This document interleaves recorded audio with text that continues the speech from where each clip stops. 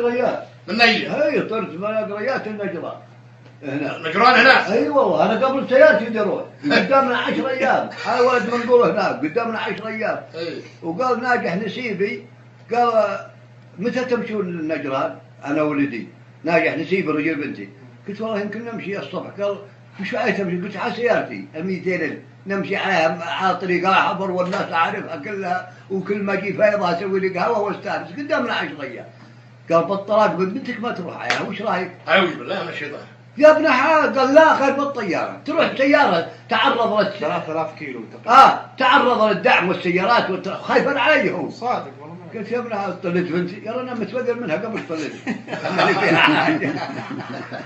ايه ادرس بلا بيها، وقمت اشوف الطياره وشلون تطير وشلون توزع. اول مره اركبها. اول مره وهي تلف وهي تلف وهي تلقى هواء. يوم تلقتها وهي احسبها طارت وهي معجبه، اثرها ما طارت، اثرها غير ترفع خشبه. والله انها يوم رفعت خشبه حسبنا طحنا بطيزه من ورا. يوم رفعت خشبه ودعت ناجح من مطار القريات يوم يركبون الطائره وشلعتنا لفت ودارت وامرجت بين لحظات لولا الكراسي والمحازم رمت.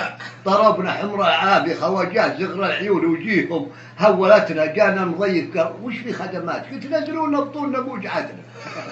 تكفى تشهد يا فهد وقرا ايات الموت. جانا والظروف اجبرتنا من قبل اشوفها غيب دون السماوات، واليوم اشوفها يا فهد من تحتنا. عز الله اني ما حسبت الحسابات، والله ترى سيارتي مو طلعتنا. يا دين ممشى لو ان سافأت لنفسي بمجهزين قهوتنا. وش جابني للطائره والمطارات؟ والله ما عود ركوبها ان نزلتنا لو تنفجر ما ترجع لو تنفجر قامت تذيع على المحطات راح عدوا ورقشنا معجزه. وش عقبه؟ عقب ما تفكر صح لسانك يا ابو فهد.